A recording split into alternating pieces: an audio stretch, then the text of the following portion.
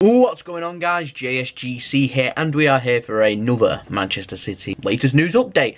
Plenty to talk about, plenty to get through. Just want to say before we start this video though, if you could help support my channel, and make sure if you are enjoying the content that first up you leave a big thumbs up, make sure that you subscribe and press the bell to put your notifications on. Just press the red button. We're aiming for 2,500 subscribers, so any help towards that would be greatly appreciated by me. Thanks everyone for the support. We're going to crack on with this video. So we're going to start off first by looking at some fixture alterations. Now, the Manchester derby, I was expecting it to be the beginning of April. Instead, I think Manchester United are playing Wolves then, so it's been moved back and it's towards the back end of April instead. So the Manchester derby now will be taking place on April 24th, midweek, 7:45 PM kickoff time, GMT.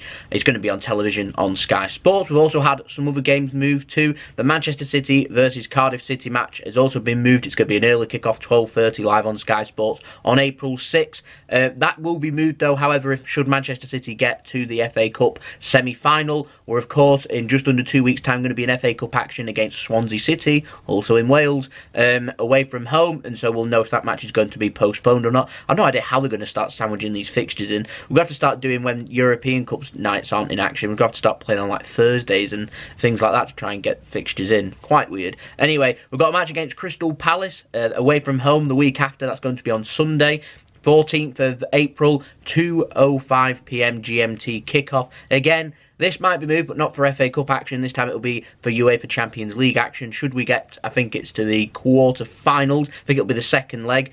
Should that end up or fall in around the progress of Manchester City getting there, then I think if we're playing on the Sunday, if we're going to be scheduled to play on the Tuesday, then that will have to be moved. I'm not too sure, but we'll have to wait and see about the dates there. I think it's the second leg of the quarter-finals. If we play on the Tuesday, then that match will probably be pushed back to Saturday. Rather like in Europe, they'll make them play on the Friday instead to give them an extra day's rest. We'll probably move back to the Saturday. Couldn't even rule out was playing on the Sunday, really, could you? Next up, my match against Spurs has been moved. That is going to be the early kick-off, not the change of date, just change of kick-off time. That's going to be on Saturday, the 20th of April. That's going to be a 12:30 kick-off. Again, on Sky Sports. All these are on Sky Sports. We've got nothing on BT Sport coming up other than the Champions League games, obviously, and I think against Watford at the weekend also. And last but not least, Burnley match on the 28th of April is going to be a 2:05 PM kickoff time on Sunday. Again, that might be moved should we Champions League semi-final, and then obviously I think that's the first leg.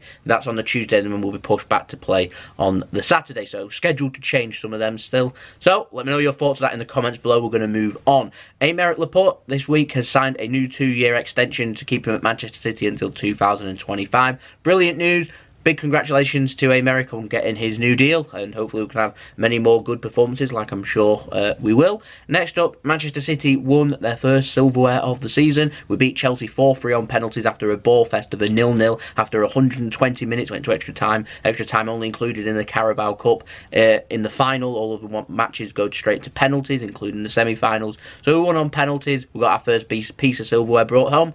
I'll have that. The match was dominated, however, by the Chelsea goalkeeper Kepa refusing to come off, so Big Willie couldn't go in net to try and win Chelsea the penalty shootout. Expert penalty shootout goalkeeper too. He was great for us at doing that, so I'm thankful that actually Kepa refused to come off. Worked in our favour, I'd say. However, not so good news from that game. We ended up seeing injuries to Aymeric Laporte and Fernandinho. They're going to be out for weeks. Pep confirmed that Fernandinho will be back after the international break, so it'll be the Fulham game, and Aymeric Laporte will be back a few days later. So should we get to the quarter-finals of the Champions League, then Aymeric Laporte and Fernandinho will be back for them. So we've still got to get through this little tricky marked fixtures that we've got to get through, including the match against Watford at home, then the home match against Schalke to get to the quarter-finals, if obviously we can pick up a positive result, and then the FA Cup match against Swansea in the quarter-finals. No idea when Bravo Mendy's going to be back. Mendy had resumed full training, and then I've not really seen him. He made the bench last week, but he's not made the bench this week. It's all a bit confusing with Benjamin Mendy. Hopefully we'll get some clearance from there. Now, City's announced some pre-season fixtures.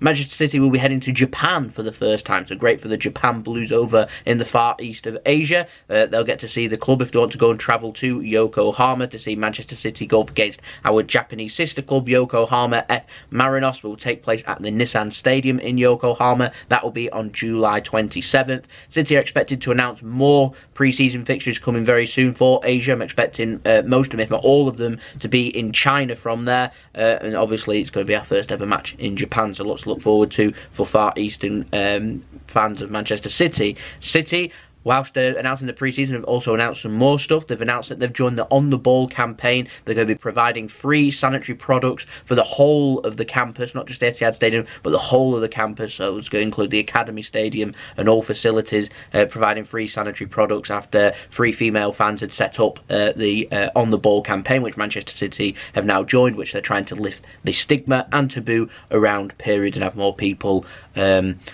knowing more knowledge about them and not, you know, shying away from the subject. So there we go, good for them and good for Manchester City too. The City Football Group and Puma already covered a video on this. I'm going to leave a link up at the end of the video with full thoughts of this from me, but they've announced a new sponsorship with Puma. That's going to go into effect as of July 2019. They're going to replace Nike as our new kit supplier. I've been told the kits are quite tight from Puma, whereas Nike products tend to be quite bland and quite cheap material, if you get where I'm coming from. But Melbourne City in Australia, Girona in Spain, Club Atletico Tuc in Uruguay, and the Chinese club Sichuan Jinhua, I hope I pronounced them teams right, by the way, they're also going to be sponsored by Puma, whereas New York City and NAC Breda have got their own sponsorship deals. When they run out, it'll be interesting to see if they go for another sponsorship deal or will join up with Manchester City with Puma. However, that deal is going to be worth £650 million for the whole of the CFG, not just for Manchester City. It's going to run for 10 years. So if you don't like the kit, you've got to wait another 10 years. Anyway, as part of this deal, Puma, they've already got Vincent Kompany, David Silva and Sergio Aguero tied down to them. They want Leroy Sané and Kevin De Bruyne also on Puma sponsors, so they'll be wearing the football boots and all that stuff and doing brand deals with Puma, looking to sign them up. Manchester City want Sané and De Bruyne on new deals, so they might look for some headway and try and negotiate some kind of deal involving them moving their brand over to Puma. So it'll be interesting to see where we go from there and what that means for new deals. Of course, any news on that and updates, I'll be the first to provide it to you. Now, some sources at West Ham have been saying that Manchester City have been in contact with Pablo Zabaleta. Of course, we played West Ham last week, and apparently Manchester City, they want to bring Zaba home. And so I presume that's going to be a coaching role rather than a football role. The details were quite bland on that, so I'm not too sure how true it'd be, but I would love Zabaleta, once he decides not to play football anymore, to be put into some kind of role at Manchester City. He belongs at home with Manchester City, in my opinion. And of course, speaking of that West Ham match, Manchester City did win that match 1-0, and to put some pressure onto Liverpool. Liverpool also won 2, so yeah, went from there into the weekend, which I'll get to in a moment. Pep was in his pre-match conference with Bournemouth. He confirmed that he wants a new left-back. He wants 3 or 4 signings in the summer. Changed his tune from the 1 or 2 that I mentioned a few weeks ago. I'm just wondering if we've got a transfer ban incoming like Chelsea have or not. We could appeal it, and obviously then, if that does happen, we can have the summer to sign players. It looks like Manchester City are trying to secure their transfer business for the next couple of windows, in my opinion. Maybe anticipating a transfer ban. So rather than looking at just a defensive midfielder, they might be looking at a left-back, possibly a centre-back, possibly a right-back, possibly attacker. So it'll be interesting to see who we go for in the summer, which is great for me. Gives me plenty of content to talk about. Kevin De Bruyne, he pulled up injured in the Bournemouth game. It could well be out for weeks. We think it's a pulled hamstring, so it'll be interesting to see whether Kevin De Bruyne ends up making the squad for the next game and whether he's training or not. So I'll keep an eye over that over the next few days, and hopefully, fingers crossed, that isn't too serious. We don't want Kevin De Bruyne having too much of a setback. Whilst he's not been amazing or hit the standards of what he hit last season when coming back, it's always useful to have Kevin De Bruyne in and around the squad, more squad depth, and obviously a brilliant player that needs more game time as we go through the coming weeks and weeks. He'll only get better and better. Kevin De Bruyne is a world-class player,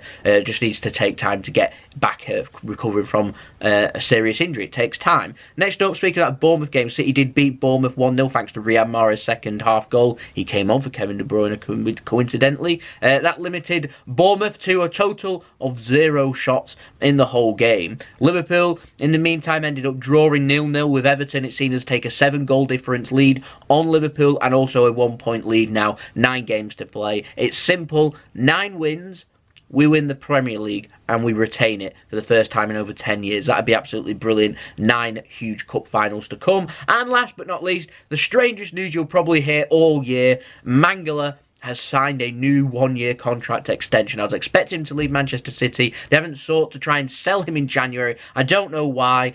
He's got a year extension. They've struggled to sell him now for the last 2 or 3 seasons. Why they seem to think that they might be able to make profit on him, I don't know. Mangala gets paid for another year. He must be delighted.